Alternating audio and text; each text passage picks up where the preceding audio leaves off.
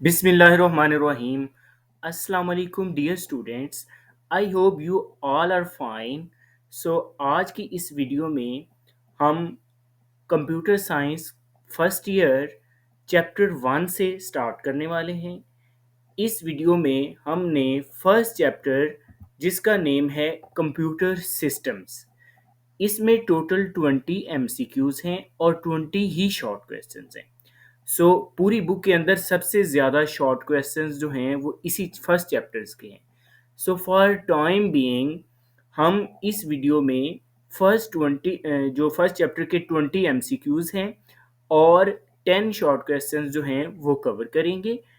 In the next video हम जो है वो 10 शॉर्ट क्वेश्चन जो है वो सेकंड वीडियो में कवर करेंगे। Without wasting further time, let's start with MCQs first. जी तो डियर स्टूडेंट्स, हम फर्स्ट चैप्टर के एमसीक्यूज से स्टार्ट करने वाले हैं। मीनवाइल अगर अभी तक आपने इस चैनल को सब्सक्राइब नहीं किया हुआ तो काइंडली इस चैनल को सब्सक्राइब कर लें, क्योंकि फर्स्ट ईयर कंप्यूटर साइंस से रेलिवेंट जितना भी कंटेंट होगा, आइदर दीज आर एमसीक्यूज और शॉर्ट क्वेश्चंस और अदर हेल्पफुल मटेरियल, वो इस चैनल के ऊपर इंशाल्लाह से मैं अपलोड करूँगा।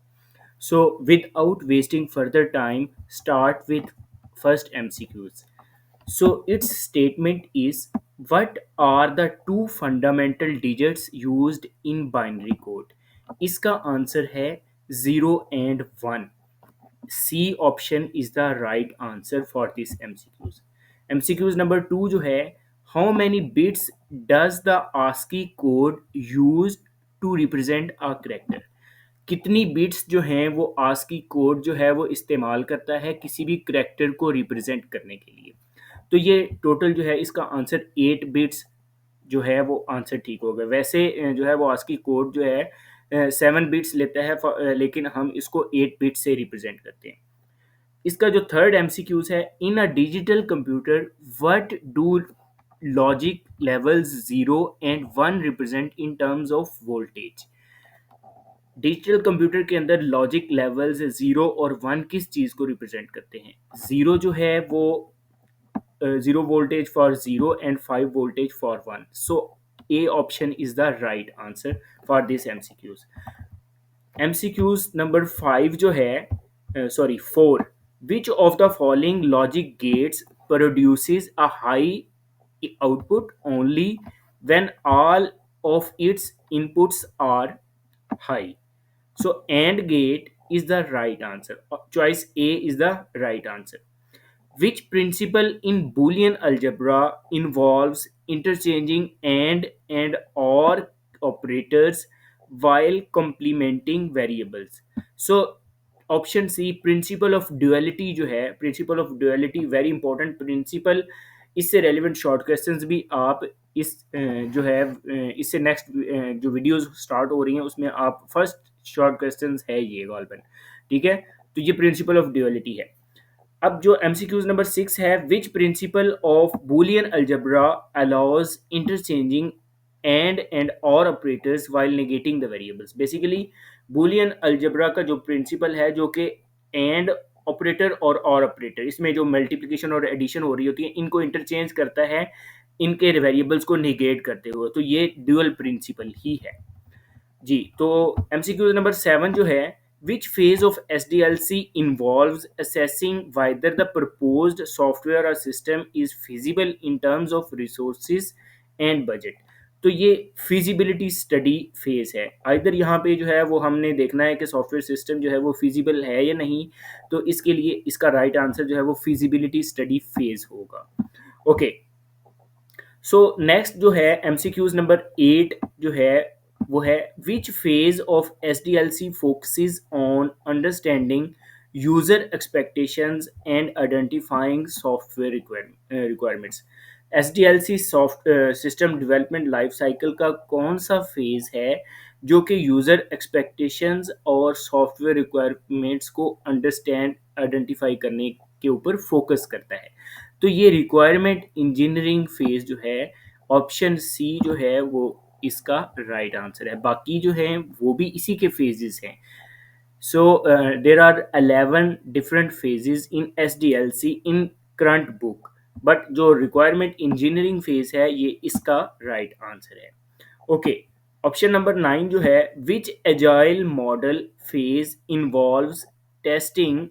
This word is testing the software to identify and fix defects. So इसमें जो टेस्टिंग है, डेफिनेटली इसमें हम चूंकि टेस्टिंग इन्वॉल्व हो रही होती है, तो इसका ऑप्शन बी जो होगा वो राइट आंसर होगा. एमसीक्यूज नंबर 10 है, which software development model is characterized by iterative development and frequent updates throughout the project's life cycle. So ये एजाइल मॉडल है. एजाइल मॉडल जो है वो करेक्टराइज्ड है आइटरेटिव डेवलपमेंट से और फ्रीक्वेंट अपडेट्स जितनी भी इसमें हो रही होती हैं throughout the project's life cycle. Okay, so next जो हमारे पास एमसीक्यूज नंबर 11 है, which type of topology is known for its high redundancy and reliability. So ये मेश टोपोलॉजी है जिसके अंदर हाईएस्ट रिडंडेंसी होती है और रिलायबिलिटी भी सबसे ज़्यादा होती है. Okay, option C is the right answer. MCQs number 12 है, what is the main disadvantage of ring topology. इसका जो मेन डिसएडवांटेज है ये प्रोन टू फेल्यूर है. Okay, option D is the right answer. MCQs number 13 जो है, what type of topology combines elements from multiple topologies to create a more efficient network. So इसके अंदर एक ऐसी टोपोलॉजी होती है ये जिसके अंदर एक से ज़्यादा टोपोलॉजीज जो हैं वो मिल के जो हैं वो आपस में वर्क कर रही होती हैं, तो इसको हम हाइब्रिड टोपोलॉजी कहते हैं. ओके, एमसीक्यूज नंबर 14 जो है, what type of scalability involves adding more identical virtual machines are instances in cloud computing. So इसका आंसर जो राइट आंसर है वो है horizontal scalability. Option A is the right answer for this MCQs. Okay, MCQs number जो 15 है, which of the following is not common type of malware. ये firewall जो है ये मेलवेयर की टाइप नहीं है. Option D is the right answer. Question MCQs number 16 जो है, what is the main advantage of asymmetric encryption over symmetric encryption. So ये नॉन रेपुडिएशन में आ जाती है. Option C is the right answer. MCQs number 17 जो है, what type of attack involves cyber criminals impersonating trusted entities to deceive users into revealing system sensitive information. So ये phishing attack जो है वो इसका राइट आंसर है. Option C is the right answer for this MCQs. Okay, option जो 18th MCQs है वो है, what type of encryption uses a single secret key for both encryption and decryption. कौन सा इंक्रिप्शन जो है मैकेनिज्म जो है वो एक सिंगल की को यूज़ करता है फॉर दोनों इंक्रिप्शन और डिक्रिप्शन के लिए. तो ये सिमेट्रिक इंक्रिप्शन के अंदर एक ही की यूज़ होती है जो कि सिमेट्रिक और असिमेट्रिक के लिए दोनों के लिए सेम होती है. ओके, एमसीक्यूज नंबर 19 है, व्हाट डज 2FA. 2FA से मुराद है टू फैक्टर ऑथेंटिकेशन मेथड. अब यूजर्स एक्सेस के लिए हम जो है वो यूजुअली टू फैक्टर्स ऑथेंटिकेशन इस्तेमाल करते हैं. ये ऑथेंटिकेशन के टू डिफरेंट मेथड्स हो सकते हैं, यानी कि टू वेज से हमने यूजर्स को अकाउंट को जो है वो वेरीफाई करना होता है. जैसे कि हम मोबाइल के अंदर जो है वो टू फैक्टर ऑथेंटिकेशन अप्लाई करते हैं. टू डिफरेंट मेथड से हम जो है वो उसको यूज़र कंट्रोल जो है वो प्रोवाइड करते हैं. इसको हम टू फैक्टर ऑथेंटिकेशन मेथड कहते हैं. जो लास्ट एमसीक्यूज है, what is the primary purpose of A firewall in cyber security. Cyber security के अंदर जो फायरवॉल होती है उसका प्राइमरी पर्पस क्या है. उसने मैलिशियस ट्रैफिक को रोकना होता है. So option C is the right answer for this MCQs. जी, तो स्टूडेंट्स हम इस चैप्टर के एमसीक्यूज कवर कर चुके हैं. Without wasting further time let's move towards short questions. हैं फर्स्ट शॉर्ट क्वेश्चन की तरफ. सो यहाँ पे हमने आज की इस वीडियो में 10 शॉर्ट क्वेश्चंस जो हैं वो कवर करने हैं.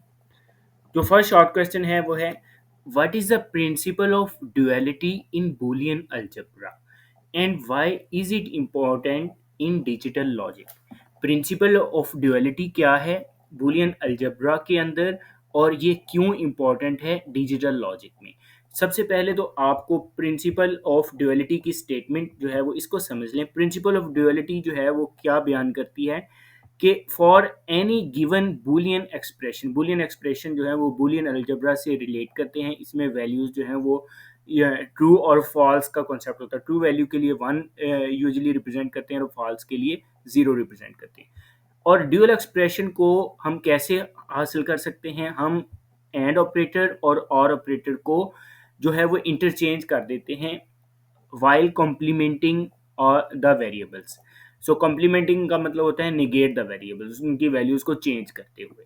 सो ये है प्रिंसिपल ऑफ ड्यूअलिटी। नेक्स्ट जो स्लाइड है इसके अंदर जो है वो मैंने इसकी रिप्रेजेंटेशन जो है वो इम्पोर्टेंस, चूंकि क्वेश्चन में अगर आप प्रीवियस स्लाइड को देखते हो तो इसमें ये भी पूछा गया है कि why is it important in digital logic. तो इसमें इसकी इम्पोर्टेंस भी बताई गई है।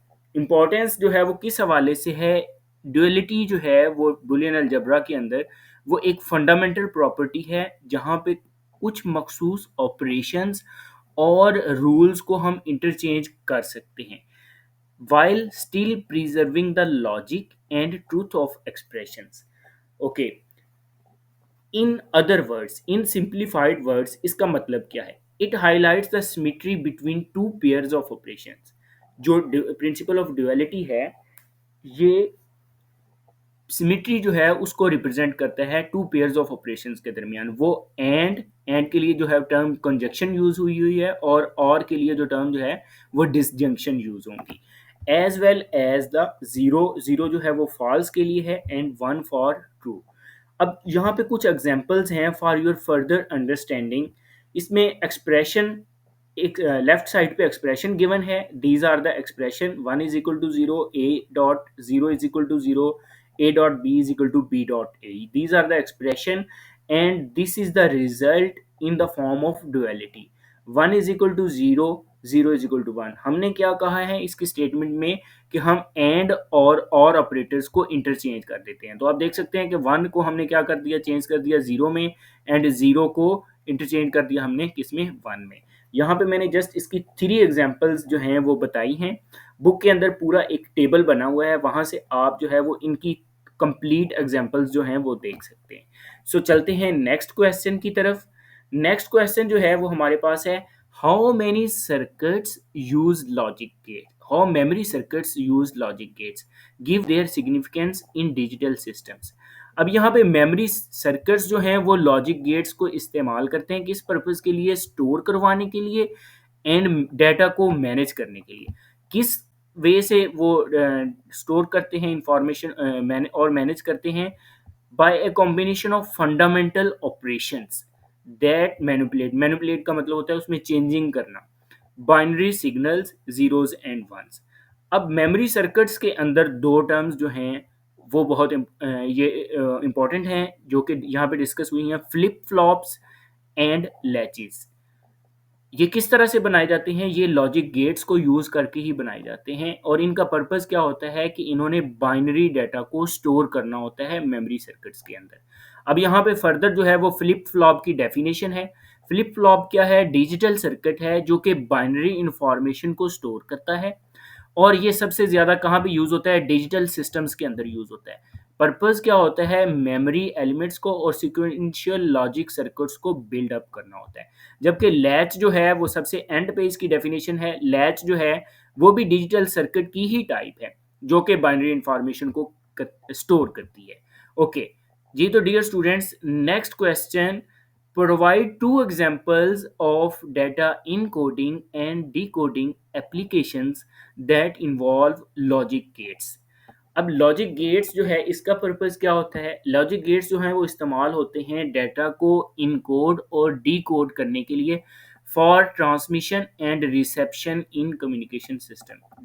ट्रांसमिशन, डाटा को ट्रांसमिट करने के लिए और रिसीव करवाने के लिए जो है वो इनकोड और डिकोडिंग का कॉन्सेप्ट जो है वो इस्तेमाल किया जाता है।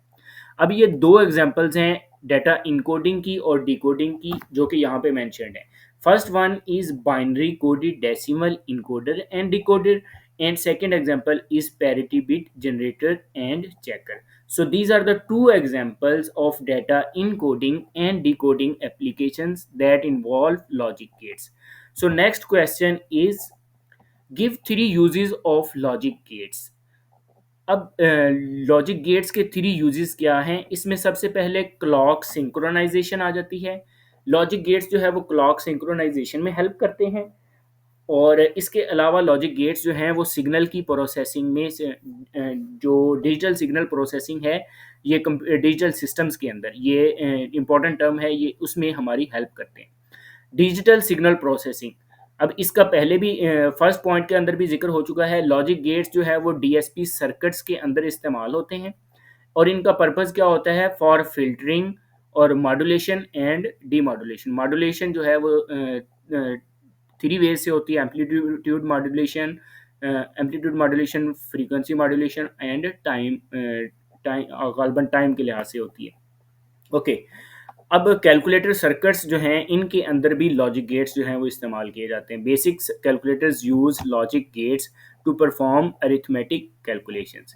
जी, तो डियर स्टूडेंट्स, ये क्वेश्चन 4 हमारा कवर हो चुका है। अब हम चलते हैं क्वेश्चन नंबर 5 की तरफ। क्वेश्चन नंबर 5 जो है, what is the primary purpose of software development life cycle? Software development life cycle जो है वेरी इंपॉर्टेंट टॉपिक है इस फर्स्ट चैप्टर का। तो क्वेश्चन जो है वो ये है, इसमें डेफिनेटली इसमें से लॉन्ग क्वेश्चन भी होगा। फॉर टाइम बीइंग अभी जो है फ़िलहाल शॉर्ट क्वेश्चन को देख लें। सॉफ्टवेयर डेवलपमेंट लाइफ साइकिल जो है वो क्या चीज़ है? Is the process of creating a new software और सिस्टम। एसडीएलसी जो है वो एक नया सॉफ्टवेयर बनाने का एक मेथड है, मैकेनिज्म है, एक तरीकाकार है। इसका प्राइमरी पर्पस क्या होता है सॉफ्टवेयर डेवलपमेंट लाइफ साइकिल का? इसने स्ट्रक्चर्ड और सिस्टमैटिक अप्रोच जो है वो प्रोवाइड करनी होती है किसी भी सॉफ्टवेयर को बिल्ड करने के हवाले से। और इसका जो पर्पस है वो प्राइमरी पर्पस वो इसका ये है कि सॉफ्टवेयर जो बनाया जाता है वो सर्टेन मेथडोलॉजीज को यूज़ करते हुए वो एफिशिएंट होना चाहिए और एक प्रिडिक्टेबल मैनर में बनाया जाए। और सिर्फ यही नहीं, वो जो सिस्टम बनेगा उसकी क्वालिटी भी अच्छी होनी चाहिए और वो हमारे बजट के अंदर होना चाहिए और उसमें टाइम कंस्ट्रेंट्स को लाजमी देखा गया हो। ओके जी, तो डियर स्टूडेंट्स, ये लास्ट जो पॉइंट है इसमें, developers use the methodology as they design and write modern software for computers, cloud deployment, mobile phones and video games. अब ये इसका इस्तेमाल जो है कहाँ-कहाँ पे जो है वो इसको कौन-कौन सी एप्लीकेशंस बनाने के लिए किया जाता है। जी, तो डियर स्टूडेंट्स, अब हम चलते हैं क्वेश्चन नंबर 6 की तरफ। क्वेश्चन नंबर 6 की जो स्टेटमेंट है, name the different phases of SDLC. जी, तो ये टोटल 11 फेजेस हैं जो आपकी बुक के अंदर मेंशन्ड है। तो इनके नेम जो है वो मैं एक दफ़ा जो है वो एलैबोरेट कर दूँगा। फर्स्ट जो है वो defining the problem phase, next is planning phase, third one is feasibility study phase, fourth is analysis phase, fifth is requirement engineering phase, sixth design phase, seventh is development और coding phase, eighth is testing or verification phase, ninth is deployment phase, 10th is documentation phase, and the last one is maintenance or support phase. So next the question is question number 7, why feasibility study is important in SDLC? इसमें 3 जो points हैं वो मैंने बताए हैं यहाँ पे। इसकी डेफिनेटली उसने क्वेश्चन में भी यही पूछा है कि आपने 3 रीजंस देनी है। सबसे पहले फिजिबिलिटी स्टडी क्या होती है? फिजिबिलिटी स्टडी जो है वो क्रूशियल होती है सिस्टम डेवलपमेंट लाइफ साइकिल के अंदर बहुत सारी रीजंस की वजह से। 3 मेन रीजंस इसकी कौन सी हैं? सबसे पहली जो रीज़न है, it helps determine the viability of a proposed project by assessing technical, economic and operational aspects. ये जो है किसी भी प्रपोज प्रोजेक्ट की वायबिलिटी के बारे में हमें डिटरमिन करता है। कौन-कौन से फैक्टर्स को देखते हुए? टेक्निकल, इकोनॉमिक और ऑपरेशनल एस्पेक्ट्स को देखते हुए। और ये इस बात को भी यकीनी बनाता है, resources are not wasted on projects that are unlikely to succeed. Feasibility study का पर्पस ये भी होता है कि हमने अपने रिसोर्सेज कहीं उन जगहों पे तो नहीं ज़ाया कर दिए जो कामयाब नहीं होंगी, इसलिए हम फिजिबिलिटी स्टडी करते हैं। सेकेंडली, इसका जो ऑप्शन होता है, इसका पर्पस होता है कि ये उसके अंदर पोटेंशियल रिस्क को आइडेंटिफाई करती है और उनके अंदर जितने भी चैलेंजेस होते हैं तो उसको हम अर्ली स्टेजेस के अंदर ही देख लेते हैं। हमारा फिजिबिलिटी स्टडी करने का पर्पज़ ही ये होता है कि हम उसके अंदर कोई भी मिस्टेक्स हैं, कोई भी रिस्क हैं, तो उसको टाइम से उसको जो है वो इवैल्यूएट कर लें। Allowing for better planning and risk mitigation strategies, ताकि हमारा रिस्क जो है वो कम से कम हो सके। जो लास्ट है sorry, lastly, a feasibility study provides a clear picture of the project's return on investment. ये जो फिजिबिलिटी स्टडी है वो हमें बिल्कुल एक्यूरेट और क्लियर पिक्चर दे देती है कि हमारा इसमें कितना प्रॉफिट होगा, क्या लॉस होगा, क्या इसमें ईच एंड एवरीथिंग वो हमें बता देती है, रिटर्न ऑन इन्वेस्टमेंट बता देती है, which is essential for securing stakeholder buy in and funding. जी तो डियर स्टूडेंट्स, क्वेश्चन नंबर 8 की तरफ चलते हैं। क्वेश्चन नंबर 8 जो है, how does the design phase contribute to the development of a software system. इसका आंसर जो है, design patterns play a vital role, pivotal role in the SDLC by offering reusable solutions. सबसे पहले तो ये समझ लें कि डिजाइन फेज जो है वो रीयूजेबल सॉल्यूशंस हमें प्रोवाइड करता है, बेस्ट प्रैक्टिसेस को प्रमोट करता है, कम्युनिकेशन जो जितने भी टीम मेंबर्स होते हैं जो कि उस सॉफ्टवेयर सिस्टम के अंदर मौजूद होते हैं, उनके कम्युनिकेशन सिस्टम को इन्हेंस करता है, बढ़ाता है, और स्केलेबल सॉफ्टवेयर सिस्टम्स में कंट्रीब्यूट करता है, उसकी क्रिएशन में कंट्रीब्यूशन करता है। Okay okay. अब इसका जो दूसरा हेल्पफुल इसका जो है मैकेनिज्म है वो है, they are valuable tools for software engineers. ये सॉफ्टवेयर इंजीनियर्स के लिए वैल्यूएबल टूल्स हैं। किस लिहाज से? इनकी मदद से जो है वो हाई क्वालिटी, रोबस्ट और एफिशिएंट जो है वो सॉफ्टवेयर सॉल्यूशंस बनाते हैं। थर्ड और क्रूशियल रोल जो है वो एसडीएलसी के अंदर इसका ये है, डिज़ाइन फेज़ का, कि ये कॉमन नोटेशन जो है वो प्रोवाइड करता है, जिसकी मदद से डेवलपर्स को और एनालिस्ट को जो है वो उसमें हेल्प मिलती है कि वो कम्युनिकेट कर सकें और सिस्टम के डिफरेंट एस्पेक्ट्स को विजुलाइज कर सकें, उनकी एक पिक्चर जो है वो अपने माइंड में ड्रॉ कर सकें। जी, तो ये है ये कुछ जो है वो वेज़ हैं जिनके अंदर रहते हुए डिज़ाइन फ़ेज़ जो है वो सॉफ्टवेयर सिस्टम में जो है वो कंट्रीब्यूट करता है। जी, तो डियर स्टूडेंट्स, चलते हैं नेक्स्ट क्वेश्चन की तरफ। क्वेश्चन नंबर 9 जो है, what is the significance of testing और वेरिफिकेशन इन एसडीएलसी। और यहाँ पे मैं एक बात मज़ीद क्लियर कर दूँ कि ये टू द पॉइंट, और जो बुक आपकी टेक्स्ट बुक के मुताबिक जो आंसर्स हैं मैंने उन्हीं को पिकअप किया है। फर्दर कहीं मुझे थोड़ा बहुत जो है वो, अगर किसी क्वेश्चन का आंसर जो है वो मुझे नहीं मिला, तो मैंने जो है वो गूगल से और चैट जीपीटी से टू द पॉइंट हेल्प ली है यहाँ पे। मतलब बहुत ज़्यादा मैंने इनको जो है वो बहुत ज़्यादा डिटेल्ड क्वेश्चंस नहीं बनाया, ताकि आपकी अंडरस्टैंडिंग के लिए ये प्रॉब्लम ना हो। जी, तो क्वेश्चन नंबर 9 का जो सॉल्यूशन हम देख लेते हैं। The primary goal of testing is to assess specific attributes और कैपेबिलिटीज ऑफ ए प्रोग्राम और सिस्टम। जो टेस्टिंग का जो मेन पर्पस होता है वो किसी भी एक प्रोग्राम का या एक सिस्टम की कैपेबिलिटीज़ को या उसके स्पेसिफिक एट्रीब्यूट्स को असेस करना होता है, और उसने इस बात को भी इंश्योर बनाना होता है कि वो रिक्वायर्ड स्पेसिफिकेशंस के साथ अलाइन भी हैं, उससे मिलते जुलते भी हैं या नहीं। ओके, इसका जो टेस्टिंग का या वेरिफिकेशन की सिग्निफिकेंस दूसरे नंबर पे ये आ जाती है कि इसने कंसिस्टेंसी चेक रखना होता है, बार बार चीज़ों को बार बार एक्सपेरिमेंट करने होते हैं, बार बार टेस्टिंग करनी होती है, ताकि उसमें कंसिस्टेंसी का लेवल मेंटेन हो सके, by comparing results against pre determined results. Actual results और बार बार कैलकुलेशंस के नतीजे में जो बाद में चेंज होने वाले रिजल्ट्स होते हैं उनके अंदर हमने कंपैरिजन करना होता है, ताकि जो हमारे डिज़ायर्ड रिजल्ट्स हैं वो हमें मिल सके। थर्ड जो है सिग्निफिकेंस के हवाले से, सॉफ्टवेयर टेस्टर जो है वो बहुत डिफरेंट जो है वो वेरियस टेक्निक्स अप्लाई करता है, जिसके अंदर ब्लैक बॉक्स टेस्टिंग और वाइट बॉक्स टेस्टिंग, इसको आप फर्दर जो है वो टेक्स्ट बुक में डेफिनेटली पढ़ेंगे। तो ये टेक्निक्स जो हैं वो अप्लाई की जाती हैं ताकि हम उसके अंदर से एरर्स वगैरह उनको आइडेंटिफाई भी कर सकें और उनको ख़त्म भी कर सकें before the final product is release. Final product के रिलीज होने से पहले पहले हमने इनको बग्स और एरर्स निकालने होते हैं डेफिनेटली। जी, तो dear students, I hope you have understood well question number 9।